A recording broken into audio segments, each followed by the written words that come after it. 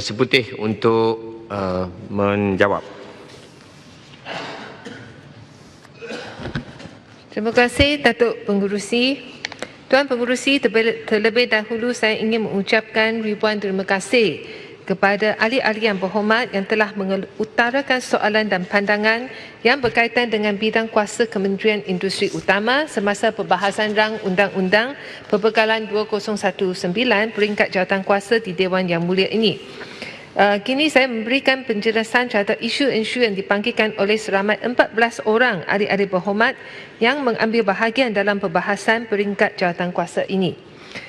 Datuk Pengerusi, saya nak terima kasih kepada ahli-ahli berhormat yang prihatin dan bersimpati pada kementerian saya ini kerana yang bajet saya, kementerian saya memang telah pun dipotong banyak.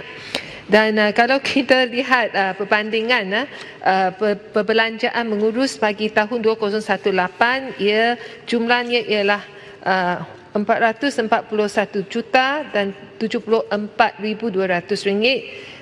Bagi tahun yang akan datang ia telah pun menjadi 125 juta 598,600 ringgit.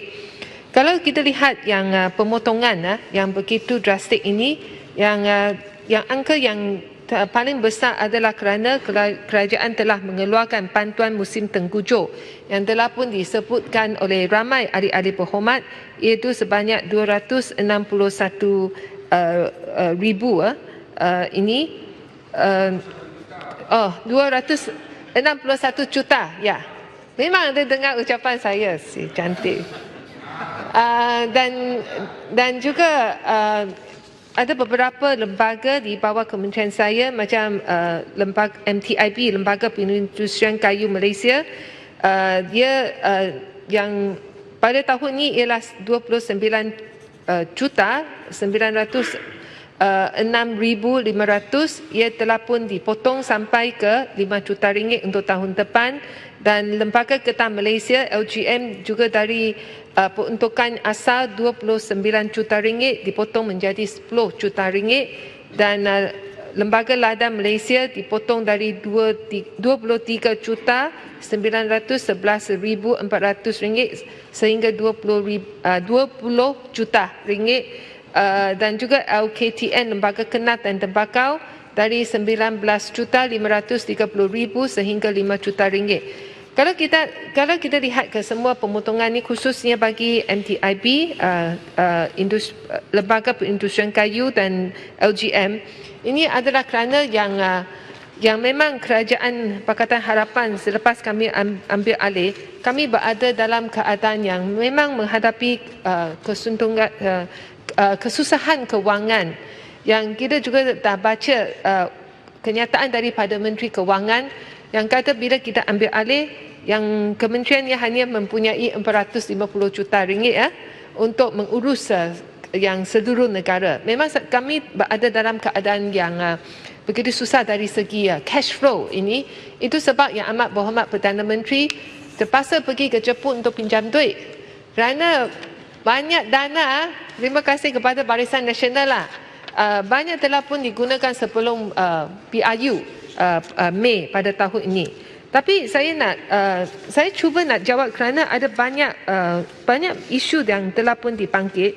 Saya akan cuba jawab, tapi mungkin tidak sampai semua yang saya boleh jawab. Boleh mencelah sikit, Berhormat. Belum mula pun sudah. Tadi saya tidak sempat berhujah, jadi. Okey, Terima kasih, Berhormat, rakan saya. Saya memang bersimpati dengan nasib yang berhormat, sebab daripada bajet 400 juta ini tinggal 100 lebih juta, memang orang kata nyawa-nyawa ikan lah. Yang berhormat memang mungkin kepayahanlah sikit untuk merangka bajet yang sebegini. Walau bagaimanapun, we have to move forward lah, Berhormat. Sebab saya lihat hari ini pun kilang-kilang di Sabah khususnya, mereka tidak lagi membeli buah sawit segar daripada pekebun kecil. Sebab mereka berkata harga minyak sawit terlalu rendah.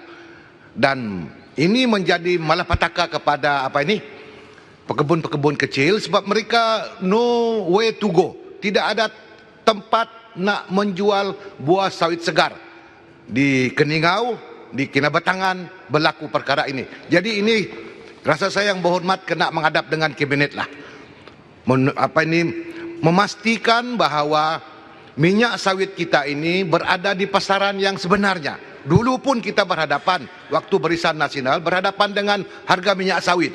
Tetapi kita membuat hubungan yang baik dengan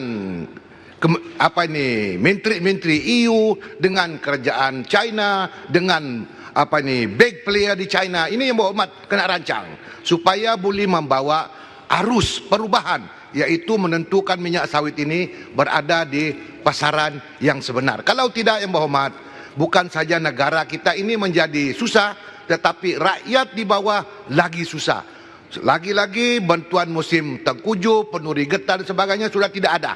Apabila tidak ada, harga sawit turun, harga getah turun, maka inilah malapetaka rasa saya bagi rakyat. Jadi yang berhormat, saya cukup yakin, yang berhormat, ada courage, ada keyakinan untuk membawa industri sawit ini khususnya ke persada harga daripada mungkin ke tahap $2,000, RM2,000 satu tan. Sekarang ini 1,700, memang tahap, orang kata tahap bahaya, dan ini sudah pasti banyak orang menderita. Terima kasih, Bapak. Terima kasih Kinabatangan. Sila Menteri teruskan Terima kasih. jawapan. Saya memang sedar tentang yang kesusahan yang mereka yang dalam bidang industri sawit ini. Saya nak bagi satu lagi laporan, mungkin Kinabatangan tidak baca surat khabar dari Indonesia. Yang semalam kerajaan Indonesia baru mengumumkan zero rating bagi pengeksportan CPO, crude palm oil dia.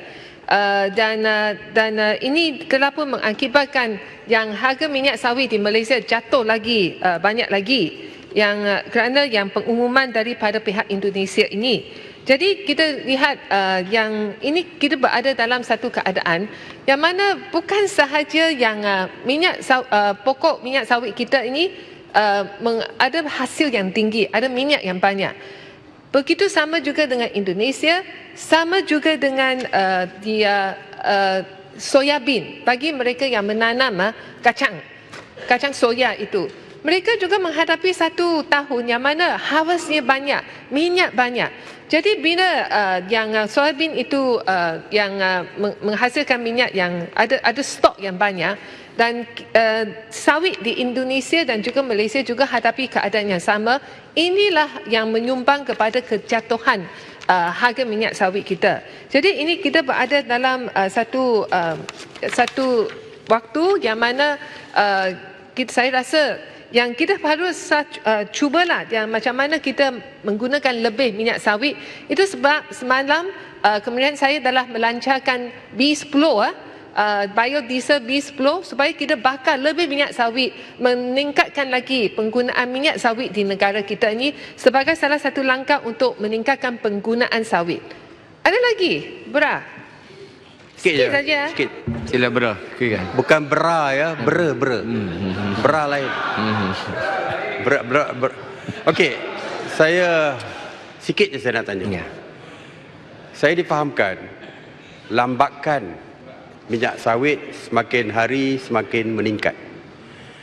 Dan saya percaya salah satu sebabnya kerana negara-negara seperti China dan sebagainya tidak meningkatkan import minyak kelapa sawit kita. Dan saya lihat kesan daripadanya adalah harga sawit BTS, buah tanam segar dan sebagainya, semakin hari semakin menurun. Waktu saya bucap dulu saya kata 370, sekarang sudah turun kepada 320 dan sebagainya. Jadi semakin hari semakin meningkat dan tidak nampak semakin menurun dan tidak nampak akan meningkat dan sebagainya. Jadi apakah immediate action, tindakan segera? Saya tahu kempen pembelian minyak kelapa sawit akan memakan masa jangka panjang juga untuk negara luar menambahkan import. B10 mungkin akan jadi B20, B30 dan sebagainya, biodiesel ni. Tapi itu juga merupakan jangka panjang. Yang immediate ni, apa dia yang nak dilakukan? Terima kasih, Bro. Sila Menteri. Immediate ialah saya berharap yang berhormat boleh menggalakkan lebih ahli-ahli UMNO, Barisan Nasional, Berkebun Kecil, semua ni yang gunakan kenderaan diesel itu mengguna B10, B10 biodiesel supaya kita boleh gunakan lebih minyak sawit di negara kita seperti apa yang dilakukan di Indonesia.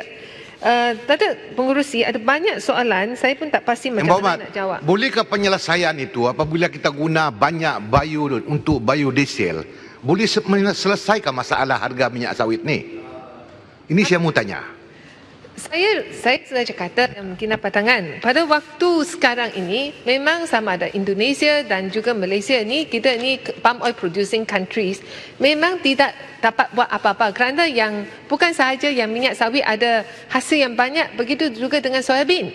Itu sebab walaupun ada trade war di antara China dan juga Amerika Syarikat, yang sekarang yang susah ialah penanam soybean di soybean farmers di Yang berhormat sudah buat trip pergi China kah untuk berbincang dengan pengusaha-pengusaha di China? Sudah. Apa hasil perbincangan dia? Hasil perbincangannya ialah yang Premier Li Keqiang dari China, dia memang berjanji yang China akan beli lebih minyak sawit dari Malaysia, tapi dengan harga yang berpatutan, dengan baik-baik ya, dengan harga yang berpatutan. Jadi kalau bila Indonesia ia jual minyak sawit kerana dia ada lebih stok, Indonesia ada lebih stok, lebih kurang 40 juta metrik tan. Kita ni ada lebih kurang 20 juta metrik tan. Jadi bagi mereka sanggup turunkan harga untuk jual lebih minyak sawit mereka. Ini yang masalah yang kita hadapi sekarang. Jadi bagi GLC ke ataupun syarikat di China, mereka lain Indonesia is our opponent lain ni. Kita Indonesia is our opponent. Yang Muhammad tidak boleh berbincang dengan menteri di Indonesia, jangan buat macam ni.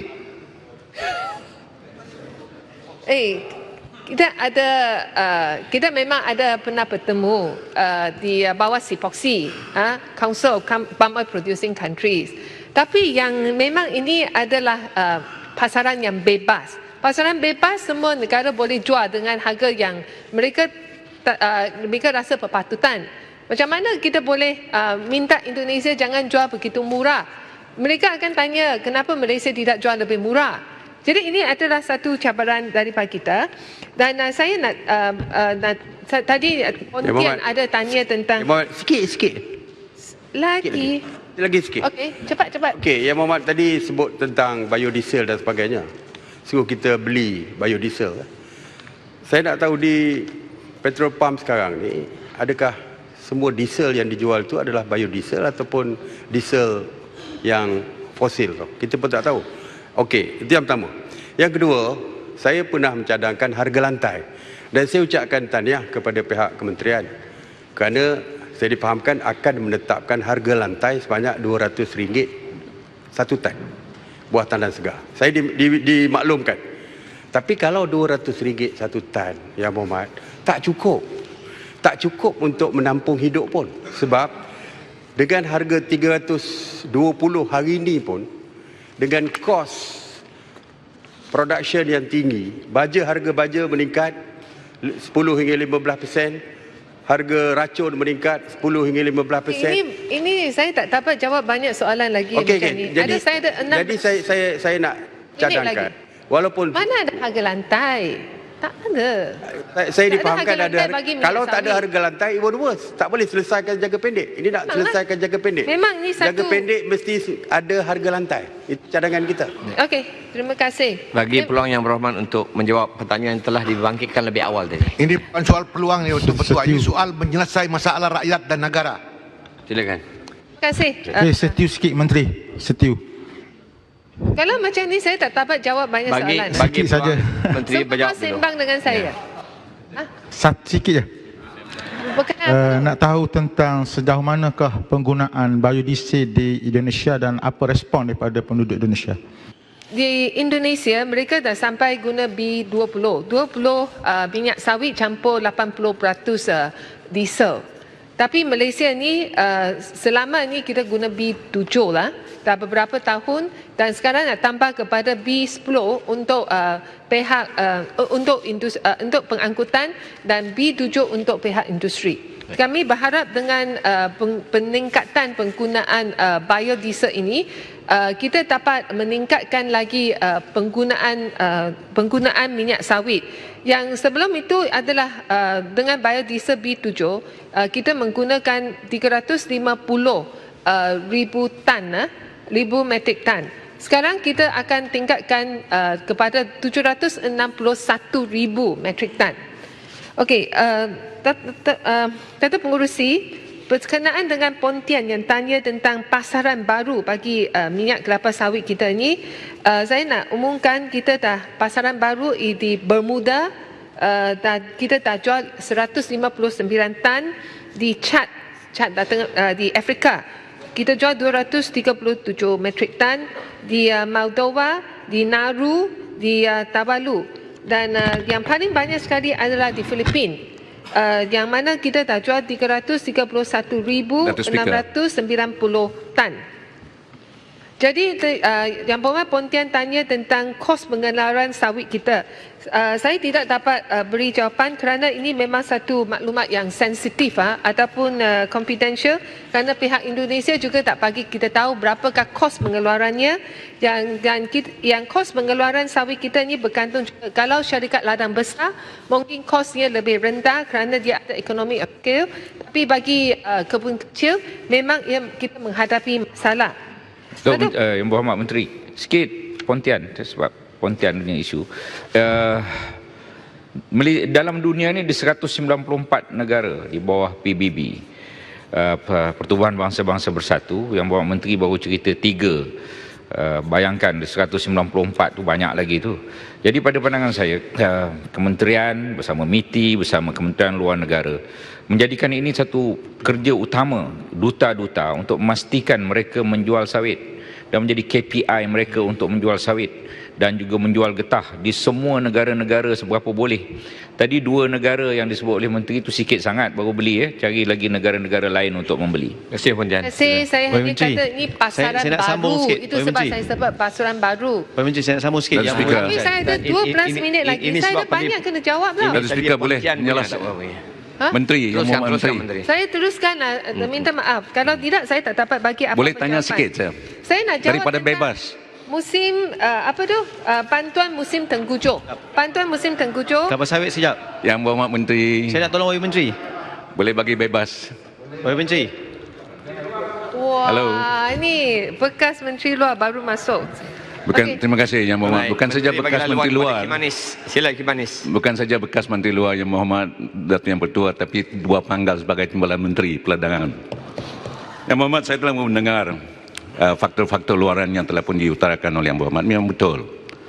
Tapi di antara usaha-usaha yang kita jalankan dulu, di samping mempelbagaikan kegunaan produk-produk sawit dan kita juga berusaha untuk membuka pasaran-pasaran baru. Ini yang disebut oleh Pontian tadi. Dan saya nak tanya Yang Berhormat direct question dulu. Dulu waktu harga sawit turun, kita telah pun pergi ke negara China dan meminta mereka supaya meningkatkan pembelian mereka. Nah, saya mau tanya dengan Yang Berhormat, adakah harga yang merudum jatuh ini punca utamanya diantaranya ialah hubungan kita dengan China sekarang tidak lagi sebaik macam masa dulu? Terima kasih. Terima kasih Kimanis. Sila Yang Berhormat. Terima kasih. Yang Berhormat, memang ini tidak benar.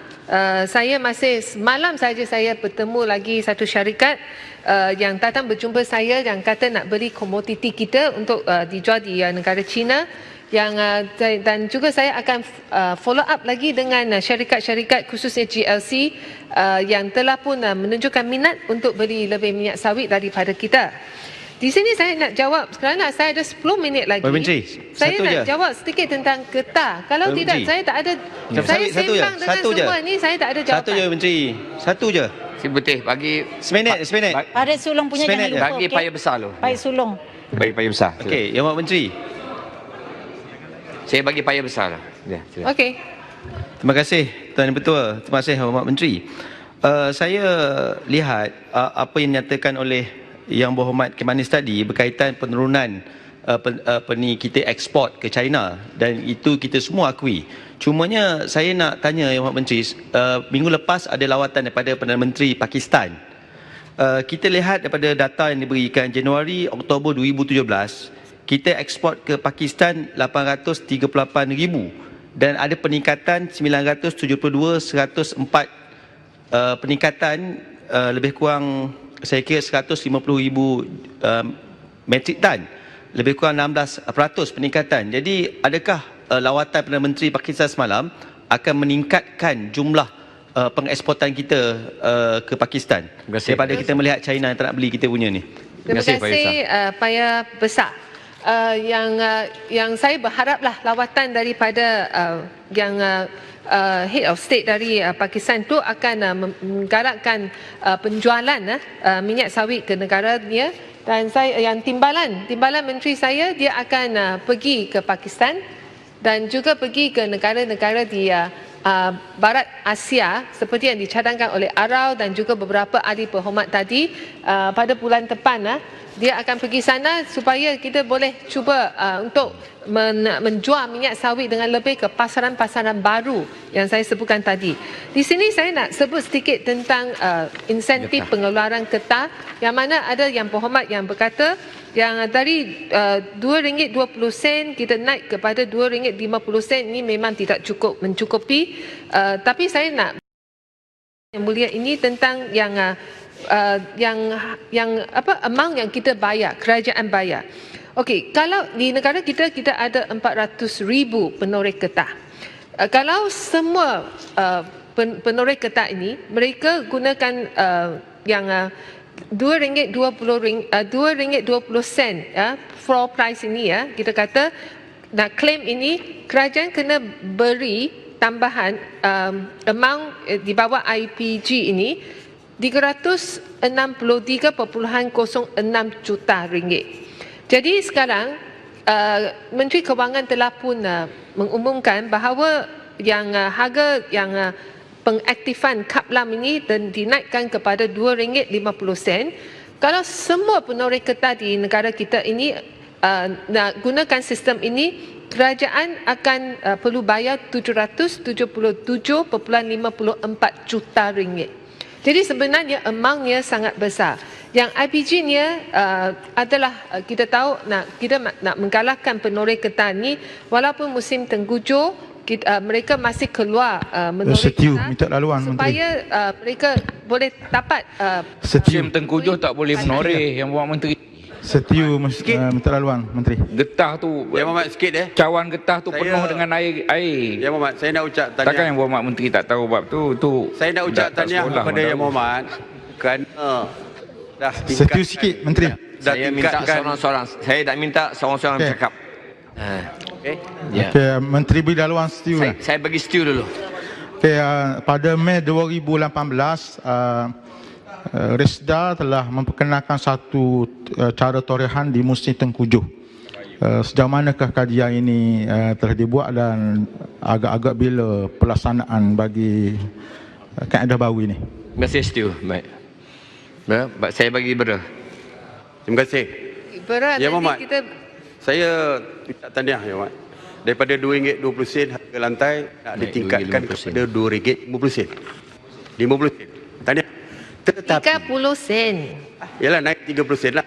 2.20 pada 2.50. Cuma yang Muhammad, harga lantai itu hanya boleh dinikmati oleh penoreh getah kalau mereka boleh mendapat hasil torehan mereka. Tetapi musim tengkujuh, mereka tak boleh menoreh kerana susu getah akan bercampur dengan air hujan. Kualitinya tidak ada. Jadi walaupun naik RM1 ke RM2 pun naik, tapi kalau mereka langsung tak boleh menoreh, tidak ada maknanya. Sebab itulah kita semua cadangkan supaya Yang Berhormat Menteri, bera ni anak penoreh getah, saya anak penoreh getah. Okey. Itu tak boleh nak sebab itulah nak cerita pada kita. Okey, saya Pontian jawab. duduk dulu. Cukup saya jawab. Sebab itulah kita semua, saya rasa ahli-ahli parlimen semua bersetuju. Kalau kita teruskan sara hidup bulanan Boleh keras duduk dulu. tengkujuh tu, dan Yang Berhormat Menteri Keuangan dah sebut di sini bahawa kerajaan akan mengemukakan bajet tambahan. Jadi kita sokong kepada Yang Berhormat daripada Kementerian Yang Berhormat supaya masukkan dalam bajet tambahan ini untuk bantuan sara hidup musim tengkujuh Terima kepada kasih atas pandangan Yang Berhormat. Boleh saya teruskan? Teruskan dulu. Yang Berhormat Pengerusi, yang semua yang ahli berhormat yang minta bantuan musim tengkujuh dan semua ini, satu adalah kerajaan tidak mampu, yang kedua ialah ia tidak menggalakkan produktiviti. Jadi apa yang lebih praktikal, macam 2 minggu yang lepas saya turun padang, saya pergi ke Jelebu. Saya melawat beberapa penoreh getah yang mana menggunakan program ekonomi campuran. Saya pergi melawat satu keluarga penoreh getah. Dia bukan sahaja menoreh getah tapi dia juga menanam nenas di sebelah tanahnya dan keluarkan jus nenas, dan setiap bulan dia dapat pendapatan RM5,000 satu bulan. Dan saya juga pergi melawat lagi seorang penoreh getah, dia ternak ikan. Jadi bila ada harga getah itu bagus, dia menoreh getah dan juga dia menanam sayur dan juga menternak ikan, dia dapat pendapatan yang sangat tinggi. Jadi saya rasa yang penyelesaiannya sebenarnya kita harus menggalakkan ekonomi campuran untuk berkebun kecil kita ini. Bukan saya bersetuju ya. Saya bersetuju. Tetapi saya nak tahu berapa jumlah Soalannya ekonomi Menteri tambahan tersebut. setuju. Baik. Berapa jumlah? Soalannya bajet 314 bilion, satu bajet yang besar. Kenapa dipotong daripada bantuan untuk penoreh musim tengkujuh? Kenapa tidak dikecilkan kepada yang lain? Terima kasih. Saya minta alih Yang Berhormat, kita dengar dulu penjelasan sebab dia akan merumuskan semua apa yang telah disambungkan tadi. Saya ada 3 minit lagi. Saya pun tak tahu macam mana jawab semua ni. Semua mau ganggu saya. Sila Menteri turun jawab. Sini saya nak juga katakan, bagi pihak kerajaan kita nak galakkan produktiviti. Itu sebab yang Kementerian Kewangan keluarkan RM100 juta untuk rubberized road, untuk jalan raya yang menggunakan getah, menggunakan kaplam, supaya kaplam dihasilkan oleh penoreh getah ini digunakan untuk buat jalan. Ini adalah salah satu cara kita menggalakkan penoreh getah ini untuk menoreh getah dan mendapat hasil yang tinggi. Di sini saya Mengurusi sikit ya. puji ya. Yang Menteri, Sikit ya pengurusi. tapi sasaran Yang Menteri Payah ada besar, payah besar saya tak bagi. Biar Bukan ya, pengurusi. betul sebab Yang Menteri keras sikit tahu untuk meningkatkan ramai yang untuk menerima getah tahun hadapan. Tapi sasaran Kementerian sini menunjukkan ada penurunan jumlah keluaran getah. Mana satu ni Yang Berhormat Menteri? Adakah dalam buku ni salah atau Yang Berhormat Menteri betul? Ini persoalannya. Yang Menteri sebut nak meningkatkan jumlah pengeluaran getah pada tahun hadapan dengan apa yang Yang Menteri sebut 100 juta untuk jalan. Tapi dalam buku Yang Berhormat Menteri sendiri telah menyatakan ada penurunan jumlah pengeluaran getah pada tahun datang. Saya sudah kata kenapa Mana buku ni salah? Untuk Yang Berhormat Menteri, buku ni salah Lembaga tu Getah betul. Malaysia ini jatuh. Kerana Lembaga Getah Malaysia masih ada simpanan. Mereka sekarang dipaksa untuk gunakan simpanan mereka untuk menanggung perbelanjaan. Tapi yang kerajaan ada cara untuk menggunakan yang getah yang ditoreh oleh penoreh itu adalah melalui IPG, insentif pengeluaran getah. Tata berpetua. Ada sikit soalan, sikit ya. Mesti sikit ya. Kola kerai. Tak, Yang Menteri, kita Menteri. balik pada Saya apa tak yang dapat, dinyatakan. Saya dah bagi peluang bercakap. Ya. Sikit ya pengurusi. Tak, pengeluaran hasil komuniti. Yang Menteri, sekejap Yang Menteri. Saya belum Sikit, lagi. sikit ya. Daripada Soalan sikit ya. 1.54 Bagi saya ni, Menteri. juta diturunkan kepada 1.45. Daripada tadi. Tak. Saya minta seorang-seorang bercakap. Bukan ketiga-tiga sekarang tak bercakap. Takkan siapa boleh dengar pun. It's very basic thing. Baik. Kola kerai dulu. Tak, Tuan Menteri. Yang Menteri, saya nak merujuk kepada apa yang dinyatakan. Nanti kejap. Dengan izin saya. Menteri, Datuk Pengerusi, saya ada 1 minit lagi. Saya hanya nak Tak, Yang jawab Menteri. sikit tentang Sikit.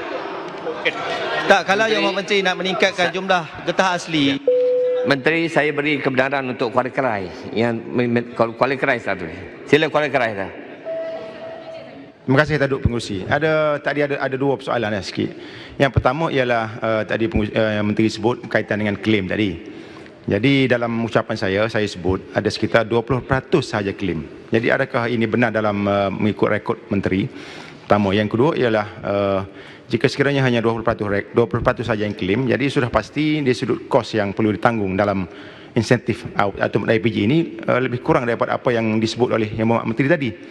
Jadi apakah inisiatif ataupun cara untuk memastikan mereka ini claim kalaulah benda inilah alasan pertama. Yang kedua ialah tadi disebut oleh sahabat saya daripada SIK, isu berkaitan dengan bulan 11, bulan 12 BMT yang telah pun diulur oleh kerajaan terdahulu, adakah telah dibatalkan kerana ini adalah dalam bajet 2018. Yang ketiga ialah cadangan saya BHP tadi, bantuan harapan rakyat. Kalau tak nak guna bantuan musim tengkujuh hasil daripada kerajaan terdahulu, guna bantuan harapan rakyat. Terima kasih. Terima kasih Kepala Gerai. Saya minta Menteri menjawab dulu. Sila. Pasal salat dulu. Sila Menteri.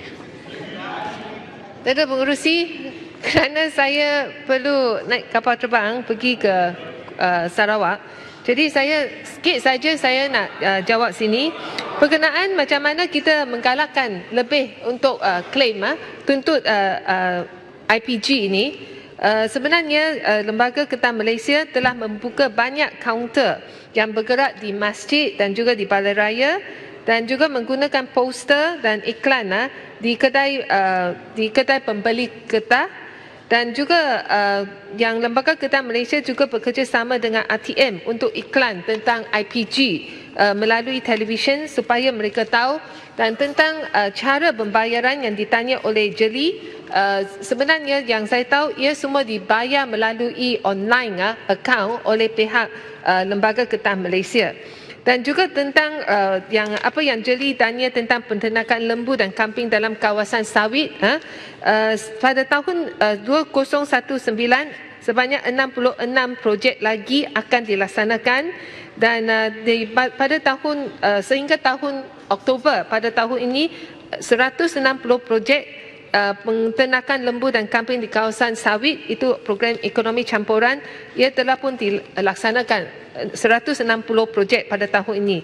Jadi kita berharap dengan integrasi ternakan di ladang sawit ini kita dapat membantu pekebun kecil kita di sawit, di sawit ataupun malah di kebun kecil getah, mereka dapat pendapatan yang sampingan juga yang lain untuk meningkatkan pendapatan mereka. Datuk Pengerusi, dan kita memang ada banyak lagi isu yang telah pun yang telah pun dibangkitkan. Saya nak pilih satu dua yang jawapannya pendek itu. Macam Yang Berhormat Lanang, dia tanya tentang emolumen, pengurangan emolumen di kementerian saya. Yang setakat ini kita tidak kita masih kekal ada 9 orang pegawai yang mana mereka merupakan pekerja kontrak. Yang kita juga kementerian saya juga ada pekerja singkat harian untuk 3 bulan bila dia perlu. Jadi kesemua yang pemotongan pengurangan bajet ini adalah sebagai satu langkah bagi kita untuk mengurangkan kos. Yang Berhormat Dungun ada tanya yang tentang peningkatan di program di bawah kementerian saya, itu peningkatan 10 juta ringgit. Pada waktu sekarang kementerian saya ada sebahagian daripada pegawai saya, mereka gunakan bekerja dekat satu bangunan yang lain daripada bangunan saya sekarang. Jadi di bangunan MPI di saya ini, kita hanya guna sewa tingkat 6 hingga 13 sahaja. Jadi pada tahun yang akan datang kita akan buat renovation. Kita nak minta pegawai daripada bangunan lain pindah masuk ke bangunan saya. Kita tambah lagi 3 tingkat, itu tingkat 3, 4 dan 5. Itu sebab perlunya peningkatan 10 juta untuk bayar renovation dan juga untuk bayar sewa untuk tujuan ini. Sedikit saja tentang MSPO yang tadi seorang yang Ahli Berhormat Subang tanya, Malaysia Sustainable Palm Oil, yang mana 30 juta ini di mana kenapa ia tidak muncul dalam bajet di bawah kementerian saya? Kerana ini adalah satu peruntukan di bawah bajet Kementerian Kewangan, itu off budget, dan ia akan disalurkan daripada Kementerian Kewangan kepada saya untuk tujuan pensijilan MSPO. Yang MSPO memang telah bekerja sama dengan ISC, International Sustainability and Carbon Certification di negara Jerman, dan kita dah dapat pengiktirafan daripada Olympic Games tahun 2020 di Jepun, yang mana semua produk dan juga pembelian daripada Olympic Games ini mereka menggunakan produk pengiktirafan MSPO. Jadi berkenaan dengan apakah kita dah bayar banyak kepada konsultan dan sebagainya, kerana yang ini sistem certification ni, kita perlu accredited certified bodies, kita panggil CD, untuk buat pensijiran. Kita tak boleh, kementerian saya tubuhkan satu badan untuk buat pensijiran MSPO untuk jimat wang. Kerana kita perlu yang third party, yang independent body untuk melakukan ni. Dan waktu sekarang kita dah ada banyak potongan, kerajaan dah bayar untuk pekebun kecil yang tersusun dan juga persendirian. Kerajaan ni memang sudah bayar semua untuk tujuan pensijiran. Begitu juga dengan syarikat perladangan yang tiada pensijiran, yang mana kita dah menggalakkan mereka ni semua mendaftarkan yang ladang getah dan juga palm oil mill dan refinery semua di bawah pensijiran MSPO. Dan kami yang strategi kami adalah kita nak capai 100% sampai akhir tahun depan. Bila sampai 100%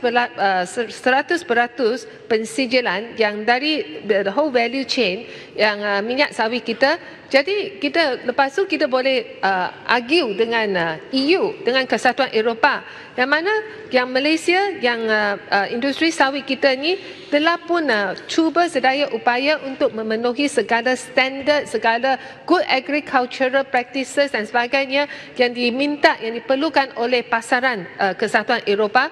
Jadi mereka tak ada alasan untuk halang minyak sawit kita ini untuk masuk ke pasaran Kesatuan Eropah. Datuk Pengerusi, saya tahu kita ada dua kementerian untuk menyertai perbahasan untuk pada hari ini. Saya tidak mahu panjang lebar.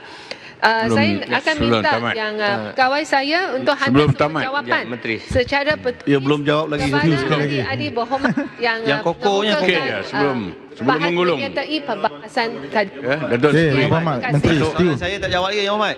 saya minta sikit, Yang Hormat. Menteri ada sedikit permintaan. Ya, saya minta Pak Salak ringkas saja. Okay, setiu sikit. Ya. Bayar besar sikit. Apa salah? Saya besar dah berapa kali hidup dah. Satu saja. Sila seringkasnya Pak Salak. Ringkas, ni ringkas ni. Saya nak cakap ni, Yang Berhormat Menteri, saya setuju bagi bantuan ini musim tengkujuh. Tapi sampai bila petani-petani ni, sampai bila smallholders ni nak bergantung dengan hanya bantuan begini? You must think a long term. Kita memikirkan, Datuk Yang Dipertua, transformasi pengurusi. Ini peringkat jawatan kuasa. Ya, baik, terima kasih. Kita kena memikirkan dari segi bagaimana nak menukar masyarakat ini tidak lagi bergantung kepada bantuan-bantuan seperti ini. Saya mencadangkan, kita tengok hasil komoditi ini yang mendapat manfaat besar siapa? Top Glove, manufacturers, apa dah? Saya nak mencadangkan supaya Yang Berhormat Menteri transform, bawa industri. Ni ada ditulis ni, BC adalah untuk pengeluar utama produk berasaskan komoditi, berasaskan kepada kayu. Mana dia petani dapat, pekebun getah dapat hasil daripada industri perkayuan, perabot. Di muar tu siapa yang untung banyak? Baik, Pak Salak, ini peringkat jawatan kuasa. Kalau boleh sebut butiran. Tak ada, ni penutup ni, penutup. Ya. Penutup oleh menteri, bukan ya. Baik. Kalau nak ringkaskan soalan baik. Ya. jadi kesimpulannya, saya nak minta kerajaan, dulu pun saya minta, sekarang ni Ini kita sambung. berkempen ni. Apa dia? Kempen, apa kempen? Bukan ada nak bertanding apa lagi, lambat lagi. Berkempen. Minta jangan ada gangguan. Saya nak menteri berfikiran ada wawasan. Luar daripada kotak. Baik. C3. Terima kasih Pak Salak. Terima kasih. Okay, setiu sikit, terima kasih. Saya tidak Si Tegal pun dia jiwa berakyat tau. Yang Berhormat. Setiu sikit Dia dah. berjiwa rakyat. saya dah bagi banyak peluang pada studio dah. Saya dalam bahasan tadi. Setiu sikit. Saya bagi Kapit satu poin saja. Kena setuju. Terima kasih Tuan Leader Betul. Yang Berhormat Menteri, saya bertanya dalam perbahasan saya tadi, saya minta penjelasan secara terperinci kalau boleh, apa dia dalam projek berimpak tinggi industri utama ini yang diberi peruntukan yang agak besar tu. Ya? Terima kasih. Saya minta boleh bagi yang secara bertulis. Baik. Okey, Setiu nak tanya Menteri, adakah Menteri bercadang untuk membuat bajet tambahan sebagaimana Kementerian Asas Tani Terima kasih, Setiu. untuk beri bantuan musim terkujuh ni? Terima kasih. Tuan Pengerusi. Tuan Sila. Pengerusi, semua dah Tak ada minister dah pengerusi. tutup lagi soal-soal macam mana ni. Baik. Ada pengurusi. Terima kasih Padang Serai. Baik. Ada Penutup. pengurusi, memang macam ni, sembang macam ni saya tak dapat jawab. Saya akan jawab secara tulis kepada semua adik-adik berhormat ni. Untuk jawab pasal salah, saya rasa pertanyaan daripada Jeli ni lebih cerdik lah. Jeli minta tanya sama ada kita... Dia apa? Dia melompat ke sana. Out of the Cerdik apa? Jangan diganggu, jangan diganggu. Tak cerdik tu melompat tu. Out of the box. Kalau dia cerdik, dia tunggu kat sini. Tanaman komoditi yang sedia... Cerdik ke macam tu? Sama ada tanaman komoditi yang sedia Semua ada cerdik macam, belaka, tahu tak? Macam kelapa sawit dan juga ketas, sama ada masih kita perlu kekalkan dan sebagainya. Saya memang menghargai pertanyaan macam ni kerana pertanyaan yang cerdik. Tapi saya dah bincang dengan kementerian saya, yang mana kalau kita lihat secara sejarah sampai sekarang, yang komoditi kalau kelapa sawit dan juga yang ketat ni, dia ada up and down, tapi secara long term, jangka panjang, dia masih lebih stabil. Tapi saya rasa mungkin tibalah juga masa bagi kita untuk brainstorming. Mungkin saya boleh jemput Jeli datang bersama juga. Kita fikir, adakah tanaman komoditi mungkin yang lain yang mungkin boleh membawa hasil yang lebih tinggi kepada para pekebun kecil kita. Saya rasa... Saya tak benarkan siapa bercakap, sila rumuskan. Sila rumuskan.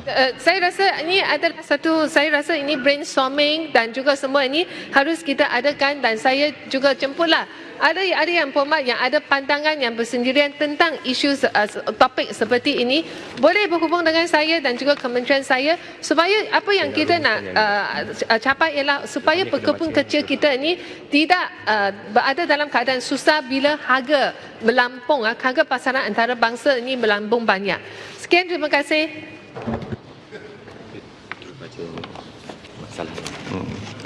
Terima kasih Yang Berhormat Menteri.